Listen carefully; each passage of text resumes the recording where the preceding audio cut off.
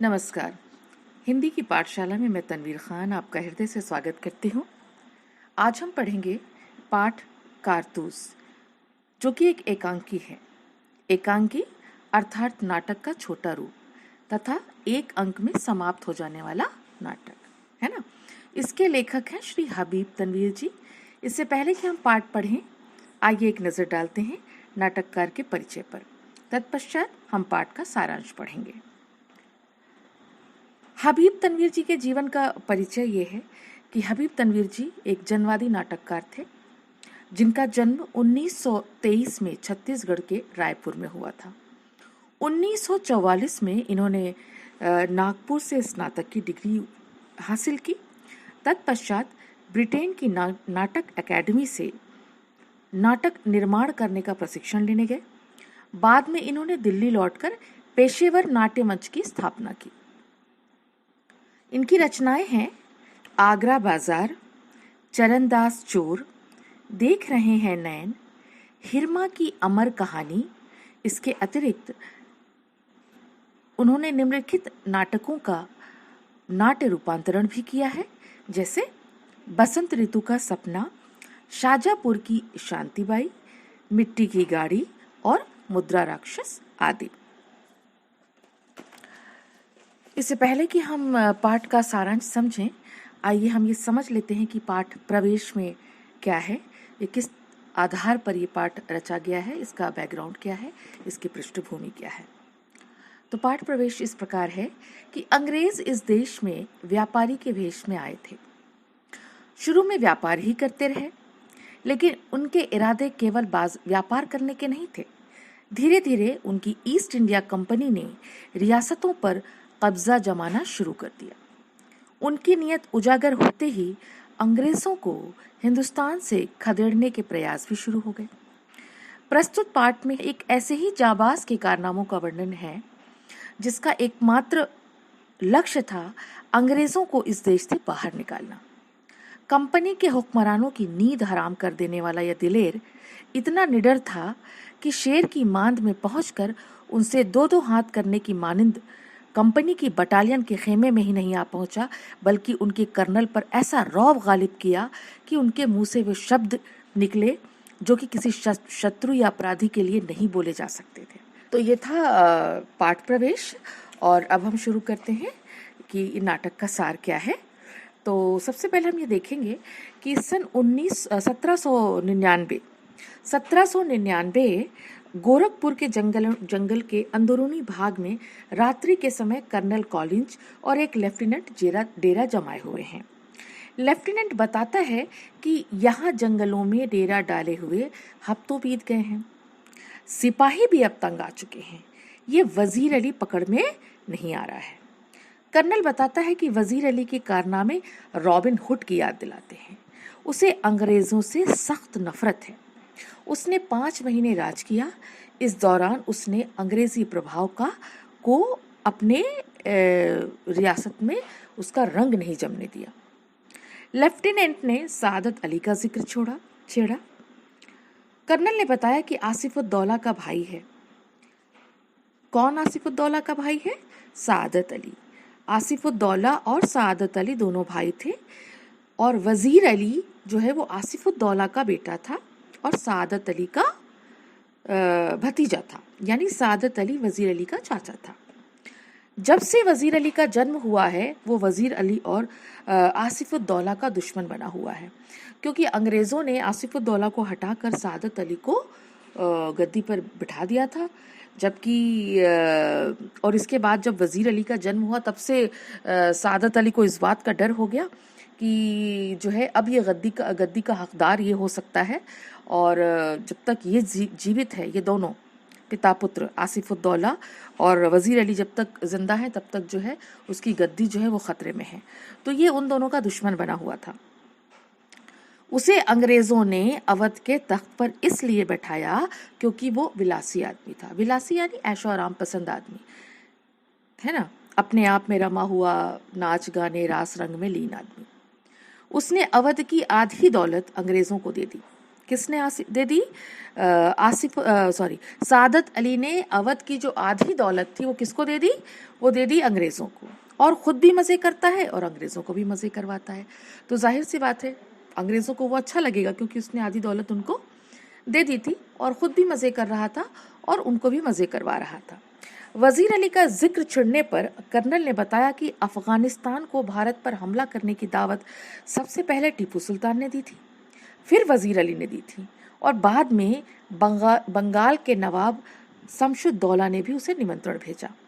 Lieutenant ने बताया कि कंपनी के खिलाफ पूरे हिंदुस्तान में एक लहर सी दौड़ गई है। कंपनी यानी ईस्ट इंडिया कंपनी। कर्नल ने हाँ भरते हुए कहा कि इस लहर को रोकना बहुत ज़रूरी है।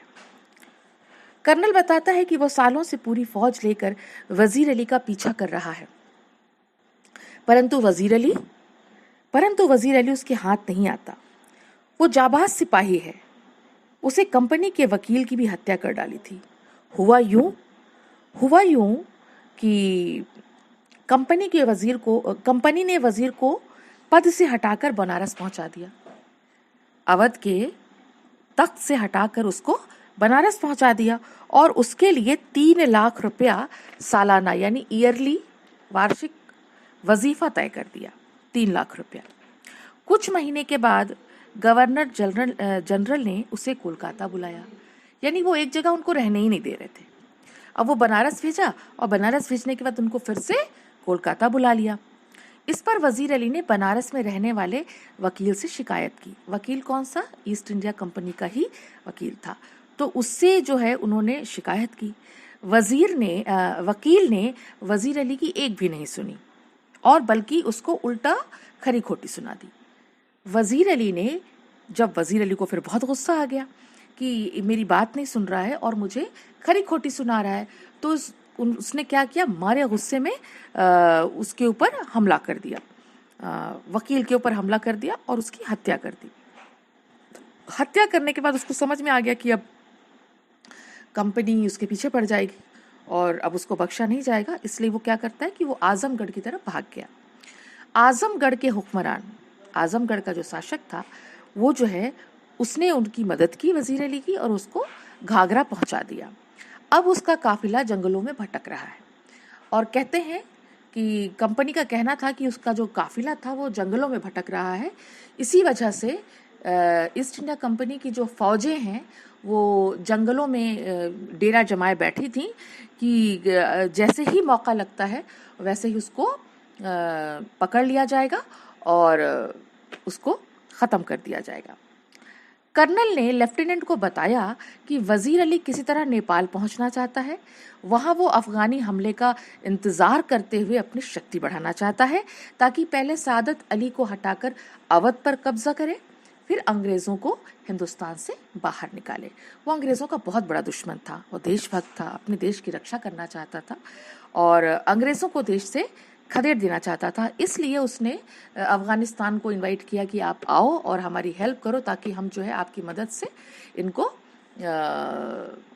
अंग्रेज़ों को मार भगाएं यहाँ से। क्योंकि उस समय देश छोटी छोटी रियासतों में बटा हुआ था, आज की तरह लोकतंत्र नहीं है, इसलिए छोटी छोटी रियासतों में बटा हुआ था और अंग्रेज़ों ने बहुत सारी रियासतों पे कब्जा कर रखा था और बहुत सारी रियासतों पे कब्जा करने की तैयारी कर रहे थे। इसलिए वज़ीर अली ये चाहता था कि अफ़गानिस्तान उसकी मदद करे अंग्रेज़ों को बाहर भगाने में, और वो उनको इनवाइट कर रहा था कि आप इस पर हमला करो। ठीक है, तो कर्नल ने बताया कि वज़ीर अली अभी नेपाल नहीं पहुंच सका है और अंग्रेज़ों और सादत अली की फ़ौजें उसका सख्ती से पीछा कर रही हैं। चूँकि अंग्रेज़ी फ़ौजें लगातार उसका पीछा कर रही थी, इसलिए उनको इस बात का पता था कि वो अभी नेपाल नहीं पहुंच पाया है, वो अभी हिंदुस्तान में ही है और अंग्रेज़ी फ़ौजों ने उसका ज़बरदस्त पीछा करना शुरू कर दिया। तभी एक सिपाही आकर उनको सूचना देता है कि दूर से धूल उड़ती हुई नज़र आ रही है। कर्नल सब सिपाहियों को सावधान होने के लिए कहता है और आने वाले पर कड़ी नज़र रखने का आदेश देता है। ये सब बातों का जिक्र हो ही रहा था कि तभी वो देखते हैं कि जो है जंगल में दूर से बहुत ज़ोर की धूल उड़ती हुई नज़र आ रही है और घोड़े की टाप की आवाज़ आ रही है। ऐसा लग रहा है कि कोई बहुत तेज़ी से उधर के सामने की तरफ खेमे की तरफ बढ़ रहा है। जैसे ही सिपाही आके सूचना देता है, कर्नल सबको सावधान होने के लिए कहता है और कहता है कि देखो जो भी आ रहा है उस पर कड़ी नजर रखो। तभी एक घुड़सवार वहां आता है। उस सिपाही को कहता है कि उसे कर्नल से मिलना है। कर्नल उसे अपने कमरे में बुलवाता है और सवार कहता है कि मुझे एकांत चाहिए, मैं अकेले में आपसे बात करना चाहता हूँ। कर्नल अपने लेफ्टिनेंट और सिपाहियों को बाहर जाने का आदेश देता है। सवार चारों तरफ देखकर पूछता है कि सवार यानी घुड़सवार जो घोड़े पर सवार होकर नकाबपोश आया था, वो ये पूछता है कि इस जंगल में डेरा क्यों डाल रखा है। तो कर्नल बताता है कि कंपनी के हुक्म से वे वजीर अली को गिरफ्तार करना चाहते हैं। तो सवार कहता है कि वजीर अली की गिरफ्तारी इतनी आसान नहीं है, ये बहुत मुश्किल है, क्योंकि वो एक जाबाज सिपाही है। जाबाज यानी जिंदा दिल और साहसी सिपाही है। कर्नल उससे पूछता है कि तुम क्यों आए हो यहाँ, तुम क्या चाहते हो हमसे, तुम मुझसे अकेले में मिलना चाह रहे थे, तो तुम क्या चाहते हो मुझसे। तो वो कहता है कि सवार कहता है कि वजीर अली की गिरफ्तारी के लिए मुझे 10 कारतूस चाहिए। बोले मैं भी आपकी तरह से वजीर अली को ढूंढ रहा हूँ और मुझे भी उसकी गिरफ्तारी के लिए 10 कारतूस चाहिए, मैं आपकी मदद कर सकता हूँ वजीर अली की गिरफ्तारी में। कर्नल बहुत खुश होता है और उसने खुशी खुशी उसको जो है कारतूस दे देता है कर्नल। और इसके बाद में जब उसको सामान दे देता है, कारतूस दे देता है, तो कहता है ये तो बताओ कि तुम्हारा नाम क्या है, क्या मैं तुम्हारा नाम जान सकता हूँ। तो घुड़सवार कहता है वजीर अली। मुझे आपने कारतूस दिए इसलिए मैं आपकी जान बख्शता हूँ। वजीर अली अपना नाम बताता है, कहता कि मेरा नाम वजीर अली है और कर्नल मैं तुम्हें भी जान से मार देता, लेकिन चूंकि तुमने मुझे कारतूस दिए हैं इसलिए मैं तुम्हारी जान बख्श देता हूँ, यानी तुम्हें जान से नहीं मारूंगा। और ये कहता है और इसके बाद निकल पड़ता है। कर्नल सन्नाटे में आ जाता है। कर्नल उसकी जाबाजी देख करके एकदम सन्न रह जाता है, सन्नाटे में आ जाता है कि इस इंसान की इतनी हिम्मत कि इतने बड़े खेमे में अकेले एक घोड़े पर सवार होकर निहत्था आता है और मुझसे कारतूस मांग के लेके चला जाता है। कहता है कि वजीर अली को मारना है और मुझे बेवकूफ़ बना गया। इतना बड़ा काम कोई जाबाज इंसान ही कर सकता है कि शेर की मांद में घुस करके और उसके मुंह से कुछ निकाल के ले जाना इतना आसान नहीं होता। जाबाज सिपाही था वजीर अली और वो इतना जाबाज था कि दुश्मन भी उसके कायल हो गए। कर्नल कहता है कि जो है बहुत चक्का रह जाता है और लेफ्टिनेंट कर्नल से पूछता है कि फिर लेफ्टिनेंट आता है, वो पूछता है कर्नल से कि कर्नल साहब कौन था वो जो आया था नकाबपोश घुड़सवार, वो कौन था। कर्नल दबी जबान में कहता है कि एक जाबाज सिपाही था। उसके मुंह से वो नाम तक नहीं निकलता कि वो वजीर अली था, वो कहता है कि एक जाबाज सिपाही था। दुश्मन के मुंह से अपनी तारीफ करवा लेना इतना आसान नहीं होता, लेकिन कई बार किसी का व्यक्तित्व ऐसा होता है कि सामने वाला भी कायल हो जाता है उसका। तो ऐसा था जाबाज सिपाही हमारा वजीर अली कि जिसको देख करके कर्नल भी बहुत चक्का रह जाता है और कहता है कि एक जाबाज सिपाही था और इसीलिए कहते हैं कि वो एक जाबाज सिपाही था। आइए, तो ये था इस नाटक का सारांश। आइए प्रकाश डालते हैं वजीर अली की कुछ विशेषताओं पर। वजीर अली सचमुच एक जाबाज सिपाही था। वो बहुत हिम्मती और बहुत साहसी था। उसे अपना लक्ष्य पाने के लिए जान लगानी आती थी। जब उससे अवध की नवाबी ले ली गई तो उसने अंग्रेजों के विरुद्ध संघर्ष करना शुरू किया। उसने गवर्नर जनरल के सामने पेश होने को अपना अपमान माना और पेश होने से साफ मना कर दिया। गुस्से में आकर उसने कंपनी के वकील की हत्या कर डाली। यह हत्या शेर की माद में जाकर शेर को ललकारने जैसा था। इसके बाद जब वो आजमगढ़ और गोरखपुर के जंगलों में भटकता रहा, वहां भी निडर होकर अंग्रेजों के इस डेरे में घुस गया और जो कि उसको पकड़ने के लिए बनाया गया था, है ना। तो और इसके बाद में वहां पे चला जाता है और जाने के बाद कहता है कि तुमने मुझे कारतूस दिए इसलिए मैं तुम्हारी जान बख्शता हूँ। इतनी बड़ी हिम्मत उसके कहने की, ये उसकी जाबाजी की मिसाल है। और इन घटनाओं से ये पता चलता है कि वो सचमुच एक जाबाज सिपाही था, एक जाबाज आदमी था, सच्चा देशभक्त था। अंत में तो ये था पाठ का सारांश। आशा करती हूँ को आपको अच्छी तरह से समझ में आया होगा। अब आज्ञा दीजिए, फिर मिलेंगे अगले अध्याय के साथ। धन्यवाद।